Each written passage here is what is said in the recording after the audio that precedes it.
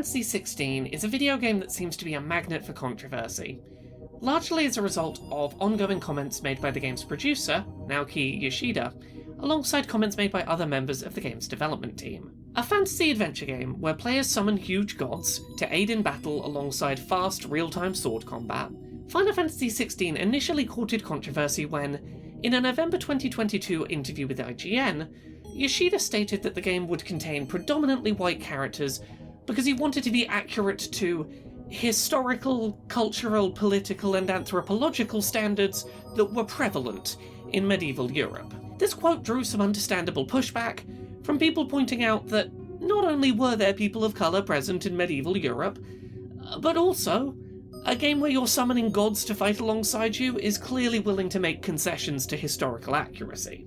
However, this past week, Yoshida has once again been the centre of discussions around Final Fantasy XVI, this time because of comments he made about game difficulty, alongside some game design choices impacting accessibility for disabled players discussed in previews for the game.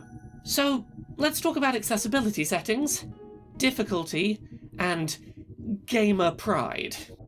Last week, we saw the first gameplay previews for Final Fantasy XVI being published, in which it was revealed that several gameplay assist options to make the game's single-player action combat easier to play were being offered as in-game items, equipable rings, rather than settings to be activated or deactivated in gameplay menus.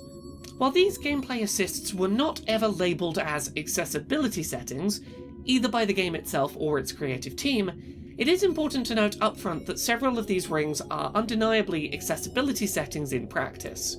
Many of these settings are found in accessibility settings menus in other comparable games, including the recently released Square Enix title Forspoken, and they're settings that would, if implemented in a traditional accessibility menu, be really useful tools for disabled players.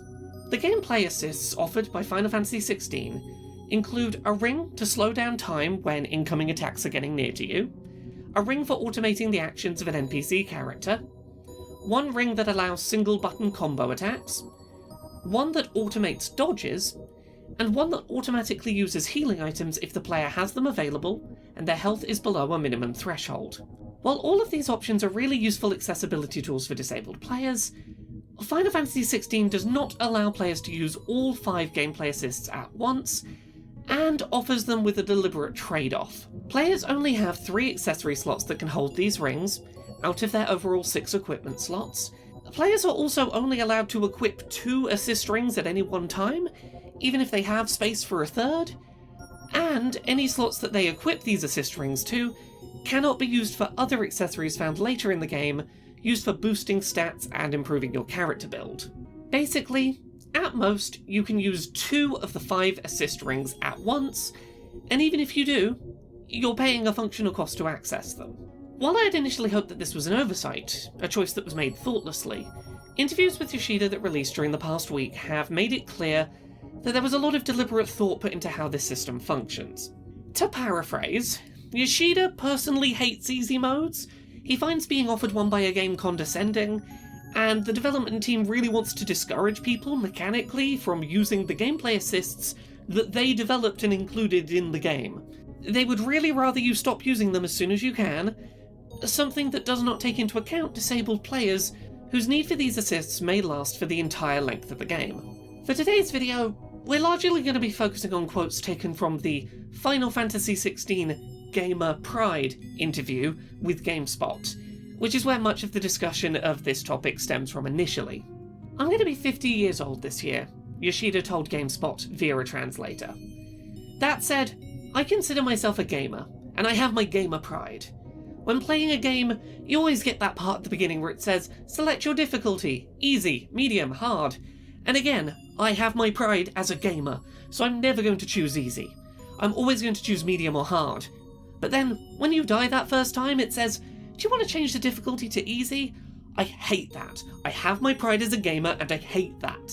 Yoshida explained that he wanted to make a system that didn't put players in a position in which they feel they're being insulted, so he turned to game director Hiroshi Takai and combat director Ryota Suzuki for a solution.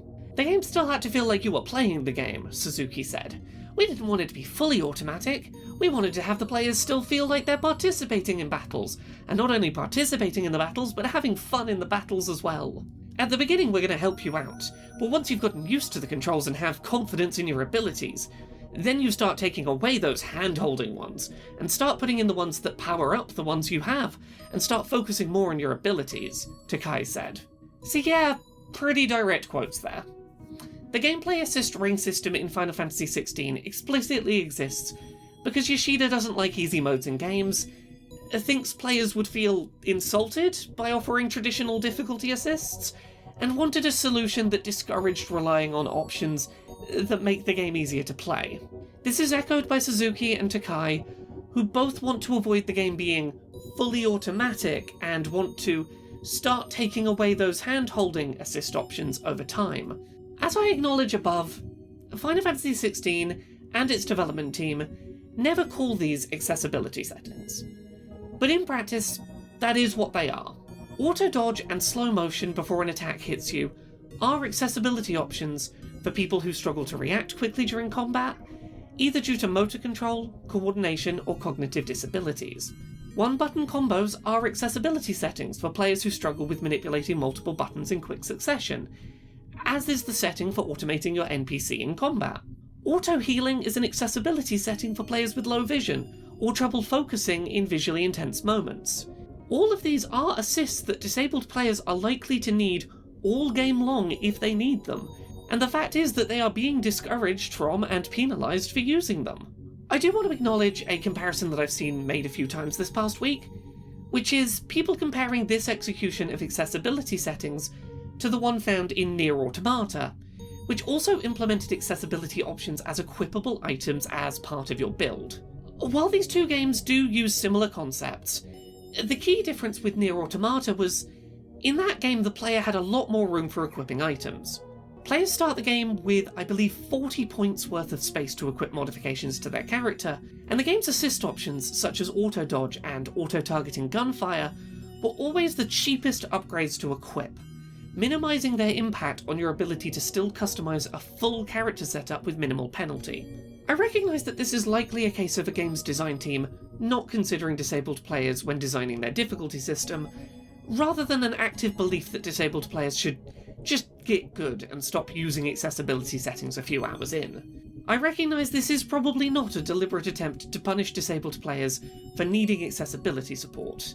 I get that this is likely a set of game designers simply not thinking about disabled people, and being lasered in on their own ideas of what difficulty should be, and how people should engage with challenge. That doesn't make this situation suck any less. It's frustrating to see a game's development team recognise that a single-player game is going to be difficult for some people to play, recognise the assist options that will help them to have fun, but feel the need to create a contrived system to discourage the use of those very same assists. It's frustrating to see a design team get wrapped up in their own feelings about difficulty, and how they view players who need more support than them, and create a system that relegates accessibility support to a trade-off that players should be expected to get past the need for. It's frustrating seeing a game design team understand some of the basic principles of how to make a game mechanically more accessible to disabled players, but stumble backwards into that support without considering disabled players in that process, and executing support in a way that stops it from being useful for the people who would most strongly benefit from it. Naoki Yoshida, I know you don't need these options to enjoy Final Fantasy XVI, but many of us do. Thank you so much to this month's Patreon backers who help make this show possible. You can support the show and everything I do at patreon.com/LauraKBuzz.